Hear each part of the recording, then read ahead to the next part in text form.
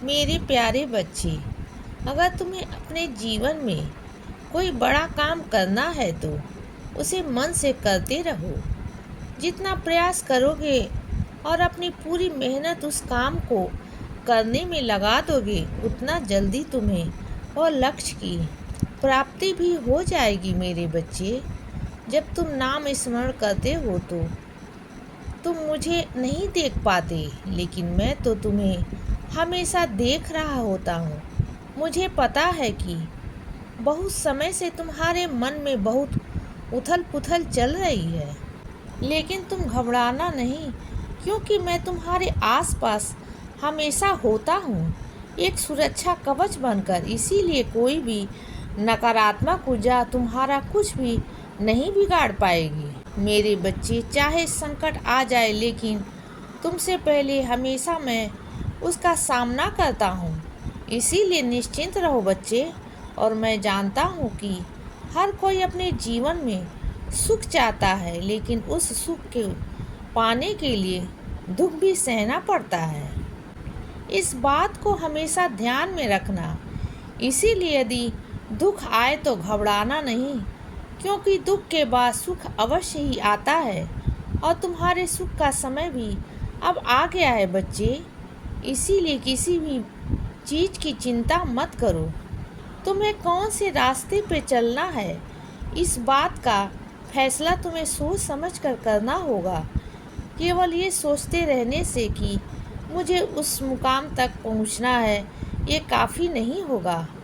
वहां तक पहुंचने के लिए तुम्हें अपने सपनों को पूरा करना है, तो मेहनत भी करनी होगी। सपना देखना अच्छी बात है बच्चे, लेकिन उन सपनों को हासिल करने के लिए उसकी तरफ बढ़कर मेहनत के अलावा दूसरा कोई पर्याप्त नहीं है जीवन में। इसीलिए सब्र के साथ प्रयास करते रहो बच्चे। तुम्हारी सफलता निश्चित है। अगर तुम किसी भी ऐसी परिस्थिति में फंस गए हो जो तुम्हें परेशानी दे रही है, चाहे वो कोई रिश्ता हो या आर्थिक परेशानी हो, तो इस बात की गहराई तक पहुंचने की कोशिश करो कि तुम वहां तक कैसे पहुँचे। इसमें किसी और की गलती मत ढूंढना। तुम्हारी क्या गलती हुई है वो सोचो और उस काम को करो। धीरे धीरे तुम्हें उस परिस्थिति से बाहर आने का रास्ता भी मिल जाएगा बच्चे। यदि तुम मुझ पर विश्वास रखकर कोई भी काम करोगे तो तुम्हारा कोई भी कार्य असफल नहीं होगा। तुम्हें उसे सफलता अवश्य मिलेगी। ये मेरा आशीर्वाद है तुम्हें।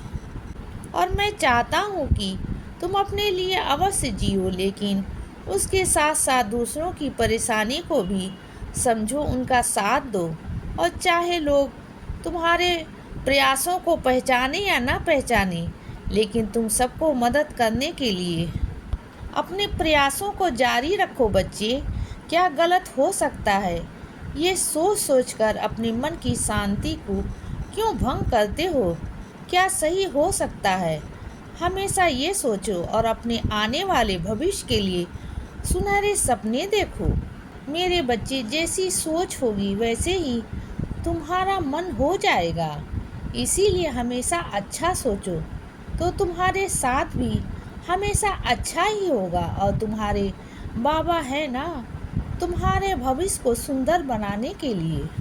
हाँ बच्चे, मैं तुम्हारे सुनहरे भविष्य के लिए बहुत बड़ी योजना तैयार कर रहा हूँ, और मैं चाहता हूँ कि तुम इस सावन मेरे 9 गुरुवार के व्रत करो, और व्रत के दौरान फलाहार अवश्य करो। मेरे बच्चे, मुझे मुख्यतः तुम्हारी भक्ति और प्रेम चाहिए। सरल हृदय से अपनी सारी मनोकामनाएं अपने चरणों में रख दो।